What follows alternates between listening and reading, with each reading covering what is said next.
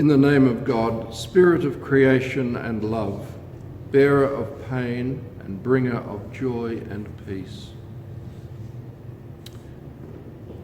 It was a shock to wake up on Friday morning, not to the fanfare of the ABC News, but to rather mournful music. And I first thought that the ABC had a problem. We were hearing the direct link from the eastern states, and 30 minutes ahead, of course. But no, eventually the announcer informed us that the Queen had died during the night, our time. Now I have to say, this is a very sad time, not just for the English-speaking countries, but for the whole world. Queen Elizabeth II stood out as a giant amongst world leaders. She was a unique woman amongst the mass of humanity.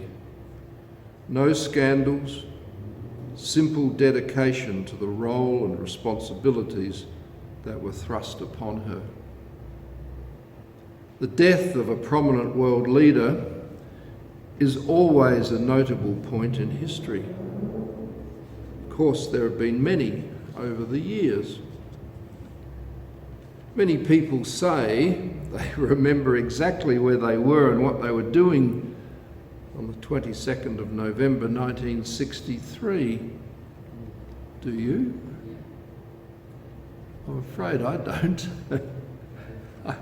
That's the day that John Kennedy, President of the United States of America, was shot and killed whilst driving through Dallas, Texas. I've no idea where I was. I have to admit, no memory of where I was on that particular day, but I do remember, however, being driven along that same road in 1976 when I first visited Dallas. And I also have a very clear memory of where I was and what I was doing on this day in 2001, 21 years ago. Of course, it's not just the death as a world leader that we tend to remember so well. It can be any major disaster. Today is the 11th of September, or 9/11, as we've been taught to say by the Americans, amongst other things. I woke early that morning in 2001 as I was scheduled to fly to Sydney on the now defunct Ansett airline to undertake a photographic assignment. I still recall thinking it must have been some sort of sick joke as I first heard the news on the radio.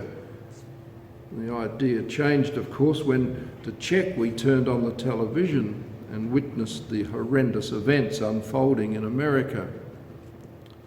I felt it was not an auspicious morning to be putting myself in an aircraft and flying to Sydney. But I went anyway, and of course arrived without incident. Incidentally, that was an interesting trip, as when I was driven to the airport to return to Adelaide a few days later, the Ansett terminal was closed as the airline had gone into receivership. By some stroke of luck, I'd been booked by the company I was working for on the fledgling Virgin to come home, as the client thought I would appreciate the new and different airline. So I left Adelaide with the images of New York in my mind and left Sydney with a tin shed near the airport entrance. It was actually an unforgettable trip. What a dreadful day that was, not just for America, but for the whole of the Western world. The world would never be the same again. It was, as one of my history topics at Flinders University stated, a turning point in world history. It behoves us this morning to pause and to remember the almost 3,000 innocent people who died that dreadful morning in New York and in the other two planes that crashed into the Pentagon in Washington, D.C. and the field in Pennsylvania. About 400 of the dead were firefighters, police officers and other emergency workers. We remember those thousands killed in the USA, but landmark research proves that the subsequent US-led war on terror has killed as many as 2 million people. But this is a fraction of Western responsibility for deaths in Iraq and Afghanistan over the last 2 decades. According to the Middle Eastern Eye website, Western wars have killed 4 million Muslims since 1990. And that's a staggering thought. Basically, the population of Sydney lost to war during the past 30 or so years in just that one area.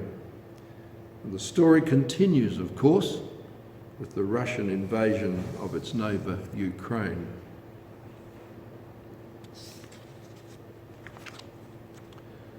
The depth of human madness and propensity for evil is clear to see. The pursuit of retribution, revenge disguised as justice, the egos grasping for power and wealth, all this with a total disregard, even disdain for innocent human lives from both sides. The world is doubtless in a sorry mess. One has to ask, will this madness ever stop? Will people ever come to the point of realisation that we, the human race, are all brothers and sisters, that we all share the same DNA, that we have all originated from common ancestors? Today's gospel message does offer us a ray of hope in all this gloom. In both the instances that were quoted, the lost sheep and the lost coin, it's not the thing lost that brings about its own recovery, it's the one searching. In both instances, the sheep and the coin are inert. They do nothing except get themselves lost. Of course, the coin, being an inanimate object, has no responsibility. But Luke's stories infer that it is God who is the one searching for lost people. Can it be that we can take this reassurance to heart today? Even though we've moved on from the first century concept of an all-powerful God in human form, somewhere living somewhere up there above the clouds, can we somehow look forward to what we experience as the great creating spirit of life and love, the spirit of life itself, rather than the spirit of death, exerting some influence in the minds of the perpetrators of madness? I'm sure we all realise that this will not happen unless good people take a stand and become the active participant, the searcher. I believe that is our responsibility as Christians. We who claim to experience the presence in our lives of this spirit of love and peace. Good peoples need to act, not just sit around ignoring the problem or wringing our hands in sadness and frustration. We as Christians need to do all we can to stop discrimination through race, colour or creed. These evils of division and hate have no place in an educated and aware society. I believe the answer begins with us, as it is no use leaving it to the politicians.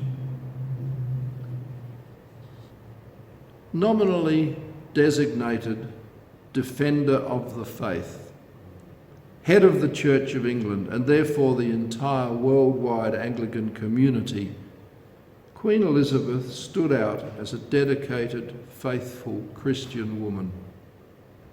Yes, she was placed in a position of power, but used that God-given power and influence for good.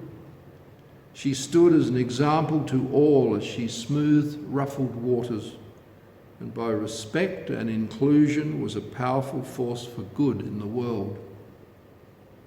Of course, none of us have the position of power that she possessed, but I believe we can take note of and learn from her example as we try to live up to the standards set out here in this gospel story. Just look at what prompted these two parables. It was the very beginning of our reading this morning. Remember, Jesus was there in that crowd of so-called tax collectors and the lower parts of the lower levels of humanity, if you want to put it that way. And these well-robed scribes and the Pharisees who were there look down their noses and say, "This fellow welcomes sinners and eats with them." What disdain, what sour judgment, what snobbery and self-aggrandizement. This is the very antithesis of inclusion, togetherness and love.